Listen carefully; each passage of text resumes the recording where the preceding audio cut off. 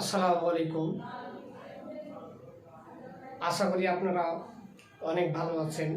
আজকে আপনাদেরকে ইংলিশ গ্রামারের একটি most important topic suffix and prefix আপনাদেরকে শেখাবো। আপনারা যদি আমার এই ক্লাসটি প্রথম থেকে শেষ পর্যন্ত দেখেন তাহলে সাফিক্স প্রিফিক্স এত যে সহজ এই ক্লাস করার পরেই বুঝতে পারবেন আপনারা।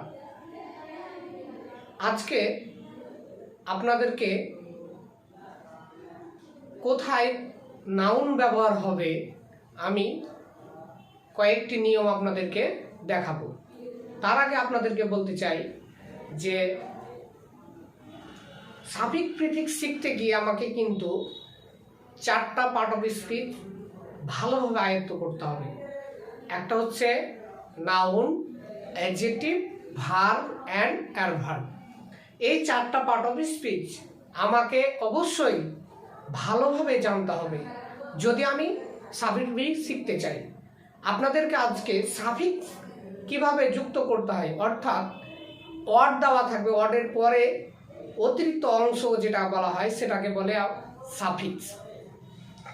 তো যেটা বলতে চাচ্ছিলাম আমি যে ইংলিশ গ্রামারের আমাকে প্রত্যেকটি পার্ট অফ স্পিচ ভালোভাবে শিখতে হবে এবং সাফিক্স প্রিফিক্স করতে গিয়ে আমরা গাইডে দেখি অনেক নিয়ম দেওয়া থাকে যে tion যোগ করলে en sec যোগ করলে নাউন গঠন করা হয় or er।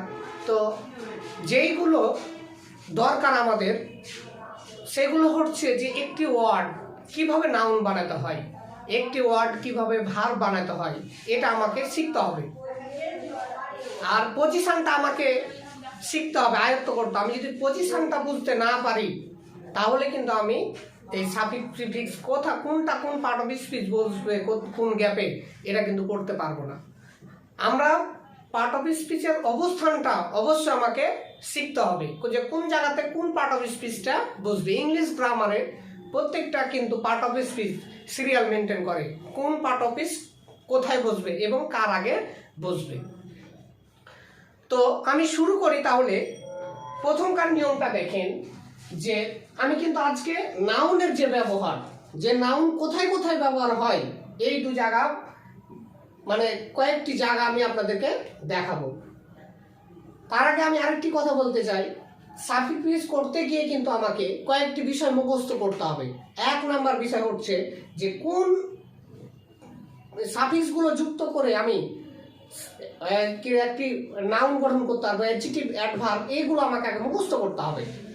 তারপর আমাকে যে একটি ওয়ার্ডের যে 4টি ফর্ম থাকে, 4টি ফর্ম আমাকে ভালোভাবে মুখস্থ করতে হবে। তাহলে আমার যদি এগুলো জানা থাকে তাহলে আমি কিন্তু পার্ট অফ স্পিচ চেঞ্জ করতে পারবো। আমি হয়তো জানি যে এই জায়গাতে নাউন হবে, এই জায়গাতে অ্যাডজেক্টিভ হবে, এই জায়গাতে ভার্ব হবে, কিন্তু আমি পরিবর্তন করতে পারলাম না, তাহলে কিন্তু অ্যান্সার করা খুবই কষ্টসাধ্য হয়ে যাবে। এই জন্য ওই ওয়ার্ডগুলো মুখস্থ, পাশাপাশি একটি ওয়ার্ডের 4টা ফর্ম এগুলো একটু মুখস্থ। আর নিয়মটা যদি জানা থাকে তাহলে আর গ্রামার পড়ার দরকার আমার আর নাই। মানে যেগুলো মডেল, বিশেষ করে মডেল যেগুলো দেওয়া থাকে ক্লাসে, এই মডেলগুলো আমার আর পড়ার দরকার হবে না। তাহলে আজকে আমরা 1 নম্বর নিয়ম দেখব যে আর্টিকেল and এর পরে যদি গ্যাপ থাকে তাহলে গ্যাপের উক্ত গ্যাপে কি হবে, আর্টিকেল বসবে। একটা কথা মনে রাখতে হবে যে আর্টিকেলের যে বিষয়টা, আর্টিকেলের পর যদি আর্টিকেল তাহলে যদি গ্যাপ থাকে তাহলে এখানে আমার কি হবে, নাউন হবে। আবার যদি এখানে কি থাকে, আর্টিকেল গ্যাপ আছে, এখানে নাউন আছে, তাহলে কিন্তু আমার এখানে আর নাউন বসাতে পারবো না, তখন কিন্তু আমার অ্যাডজেক্টিভ হবে, কারণ নাউনরা কি হয়, অ্যাডজেক্টিভ হয়। তাহলে আর্টিকেল, অ্যাডজেক্টিভ, নাউন। আবার 3 নম্বর বিষয় হচ্ছে কি, আর্টিকেল, আবার দেখেন যে অ্যাডজেক্টিভ দেওয়া আছে, আবার নাউন দেওয়া আছে আর পাশে, তাহলে এই গ্যাপে কি হবে, তাহলে অবশ্যই অ্যাডভার্ব হবে। তাহলে article, adverb, adjective, noun serial maintain কিন্তু হবে, যে আর্টিকেলের পরে অ্যাডভার্ব হবে, তারপরে অ্যাডজেক্টিভ, তারপরে হবে নাউন। যদি দেখতে পান যে অ্যাডজেক্টিভের পরে আর্টিকেলের পরে গ্যাপের পরে নাউন দেওয়া আছে, তাহলে আমার আর্টিকেলের পরে আমার অ্যাডজেক্টিভ বসাতে হবে। আর আমি যদি দেখতে পাই যে আমার গ্যাপের পরে আর্টিকেল দেওয়া আছে এবং গ্যাপের পরে আমার কোনো নাউন দেওয়া নাই, তার মানে আমার এখানে কি বসাতে হবে, নাউন বসাতে হবে। আশা করি আপনারা বুঝতে পেরেছেন।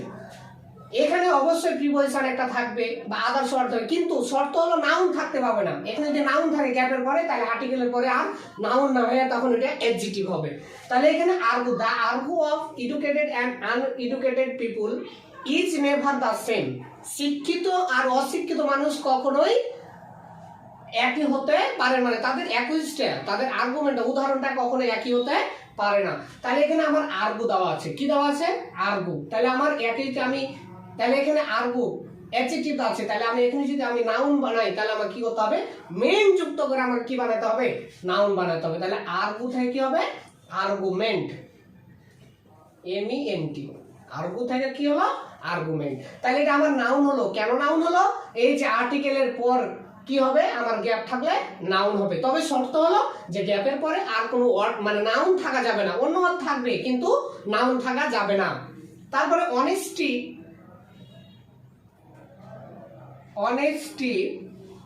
should be always the focal of your thought। সততা তোমার চিন্তার সর্বদা কি হবে? সৎ হবে। তাহলে এখন দেখেন আপনারা যে কি আছে এখানে? দি আছে। কি আছে এখানে? দি। তাহলে আর্টিকেলের পর আমার কি আছে? গ্যাপ আছে। আরেকটা কথা বলি যে আমার শব্দটা কোথায় থাকবে? সেটা সেন্টেন্সে শুরু হতে পারে, সেন্টেন্সের শেষে থাকতে পারে, আবার ভার্বের কাছাকাছি। এটা না কোনো সমস্যা নাই, কোনো প্রবলেম নাই। তাহলে আমরা যদি জানি যে কি, যে আর্টিকেলের পরে যদি গ্যাপ থাকে সে গ্যাপে কি হবে? আবার নাউন হবে। আর একটা কথা কি, যে গ্যাপের পরে আর নাউন থাকা যাবে না। তাহলে দেখেন এখানে কি আছে? গ্যাপ আছে, তারপরে আমার এখানে কি আছে? প্রিপজিশন। তার মানে আর্টিকেলের পরে সবসময় কি হবে? নাউন হবে। তাহলে আমার ফোকাল থেকে কি হবে? আমার ফোকাস মানে হচ্ছে কি? কেন্দ্রবিন্দু।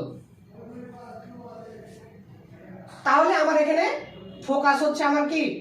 নাউন। তারপরে the truthful would come out at the end। সত্যটা কি? সবসময় বেরিয়ে আসবে, মানে অবশেষে বেরিয়ে আসবে, সত্যটা অবশেষে বেরিয়ে আসবে। এখন দেখেন এখানে কি আছে? দি আর্টিকেল দেওয়া আছে। এখানে কি দেওয়া আছে? আপনাদের এখানে হয়তো কি বসালাম যে সব জায়গাতে দি আছে, এটা না, যে কোনো জায়গাতে যদি আমি লিখি যে হি ইজ অ্যান, এখন এই যে আইডল ম্যান যদি এখানে বসি, তাহলে এখানে দেখেন যে আমার একটা কি এখানে এটা লিখলাম, আর্টিকেল দিলাম। আর্টিকেলের পরে আমার এই যে গ্যাপটা আছে, এখানে কিন্তু আর নাউন বসা যাবে না, এখানে আমার কি হয়ে যাবে? তখন অ্যাডজেক্টিভ হয়ে যাবে। এটা হচ্ছে আমার কি? নাউন। নাউনের আগে সবসময় কি হবে? অ্যাডজেক্টিভ হবে। এই জিনিসটা আপনাদেরকে ভালোভাবে মনে রাখতে হবে। তাহলে ট্রুথফুল এটা হচ্ছে অ্যাডজেক্টিভ শব্দ, এর নাউন হচ্ছে ট্রুথ, TRUTH, ট্রুথ হচ্ছে আমার কি? Noun. This world in undoubtedly the wonderful of creation. তাহলে এখন দেখেন সেন্টেন্সটা যতই বড় হোক না কেন, আমি অর্থ করতে যদি না পারি, তাহলে আমি শুধু দেখব যে আমার এখানে কি আছে? আর্টিকেল আছে, আর্টিকেলের পরে কি আছে? আমার গ্যাপ আছে, গ্যাপের পর আমার প্রিপজিশন মানে নাউন নাই, তাহলে আমার এই গ্যাপটাতে কি হবে? নাউন হবে। তাহলে ওয়ান্ডারফুল দেওয়া আছে, তাহলে আমার এখানে কি হবে? ওয়ান্ডার। ইয়ার থাকলে কি হয়? নাউন হয়। ইয়ার ওয়ার যদি থাকে তাহলে কি ওই ওয়ার্ডটা নাউন হয়। আশা করি আপনারা এই বিষয়টা বুঝতে পেরেছেন যে আর্টিকেলের পরে AND এর পর যদি কোনো গ্যাপ থাকে সেই গ্যাপ অবশ্যই কি হবে? নাউন হবে। তবে শর্ত হলো যে গ্যাপের পরে নাউন থাকা যাবে না। যদি নাউন থাকে সেখানে নাউন কিন্তু আমরা বসাতে পারবো না, অ্যাডজেক্টিভ। যেমন আমি দেখালাম যে he is an idol man, তাহলে এই যে আইডলটা হচ্ছে অ্যাডজেক্টিভ কিন্তু, আর ম্যানটা হচ্ছে নাউন। আরেকটি নিয়ম শিখবো, সেটা হচ্ছে পসেসিভ প্রোনাউনের পরে সবসময় নাউন বসে। পসেসিভ প্রোনাউন কোনগুলো? My, our, your, his, her, their, its, এগুলোকে বলা হয় পসেসিভ।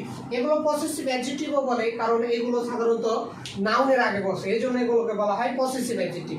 তো যা হোক, এগুলো কিন্তু পসেসিভ প্রোনাউনও বলতে পারি, অ্যাডজেক্টিভ। তবে এগুলো যখন নাউনের আগে বসবে তখন কিন্তু এগুলোকে আর প্রোনাউন বলা যাবে না, তখন কিন্তু পসেসিভ অ্যাডজেক্টিভ বলতে হবে। তো আমরা শিখবো যে পসেসিভ প্রোনাউনের পর যদি গ্যাপ থাকে তাহলে ওই গ্যাপে কি বসবে? নাউন বসবে। তাহলে he went to London to complete his education, মানে এটার অর্থ হলো সে লন্ডন গিয়েছিল তার পড়াশোনা শেষ করতে। এখন হিজটা রাখেন যে কি, হিজটা হচ্ছে পসেসিভ ফর্ম। এই যে লিখেছি যে হিজটা হচ্ছে পসেসিভ ফর্ম, তাহলে পসেসিভ ফর্মের পরে সবসময় কি হবে, নাউন হবে। তাহলে এডুকেট, এডুকেট এটা হচ্ছে শিক্ষিত, এটা কিন্তু অ্যাডজেক্টিভ। আর ঠিক আছে না? তাহলে এডুকেট থেকে কি হবে, এডুকেশন, tion যোগ করে কি করতে হয়, নাউন করতে হয়। তাহলে আমাদের কি হবে এখানে, এডুকেশন, এডুকেশন। তাহলে tion যুক্ত করে কি করতে হয়, নাউন বানাতে হয়। His sad knew no bounds, মানে তার দুঃখের যেটা শেষ নাই যেটাকে বলি, তো যাই হোক। তো his sad knew no bounds, তাহলে এখানে কি আসছে বলেন তো, হিজ আসছে। হিজটা কি ফর্ম, পসেসিভ ফর্ম। তাহলে হিজের পর সবসময় কি হবে, আমার নাউন হবে। তাহলে স্যাডটা কিন্তু অ্যাডজেক্টিভ, তাহলে অ্যাডজেক্টিভের শেষে নেস কথাটা লাগিয়ে আমি কি বানাতে পারি, নাউন বানাতে পারি। তাহলে স্যাডটা কি হবে, স্যাডনেস, স্যাডনেস। তাহলে আমার এটা positive form. I came back without getting your response. I came back without getting your response মানে হচ্ছে এই যে এখানে রেসপন্ড। তাহলে ইওরটা কি বলেন তো, পসেসিভ ফর্ম। এই যে আমরা লিখেছি, যে আমি লিখেছি ইওরটা হচ্ছে কি, পসেসিভ ফর্ম। তাহলে ইওর পরে কি হবে, নাউন হবে। তাহলে রেসপন্স মানে আমি তোমার সাড়া না পেয়ে আমি কি ফিরে এসেছি। তাহলে এখন দেখেন যে ইওরটা পসেসিভ ফর্ম, এর জন্য আমার মানে কি হবে, নাউন হবে। তাহলে রেসপন্ড থেকে কি হতে পারে, রেসপন্স। কি হবে, রেসপন্স।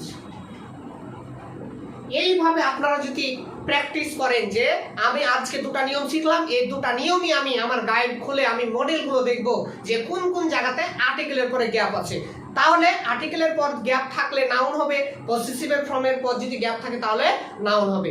আপনারা যদি এইভাবে ভালোভাবে মুখস্থ করেন, বুঝে পড়েন, তাহলে আপনাদের নাউন নিয়ে আর কোনো প্রবলেম হবে না। আমি পরবর্তী ক্লাসে আমি কিন্তু সাফিক্সের প্রত্যেকটা আমি কিন্তু এই টপিক আপনাদেরকে আমার এই ইউটিউব চ্যানেলে আজম লার্নিং ক্লাবে অবশ্যই দিব, ধারাবাহিকভাবে এই ক্লাসগুলো আমি দিব।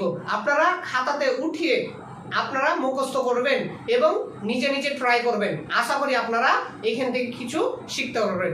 আমার ক্লাসটি করার জন্য আপনাদের সবাইকে ধন্যবাদ। আসসালামু আলাইকুম ওয়া রাহমাতুল্লাহ।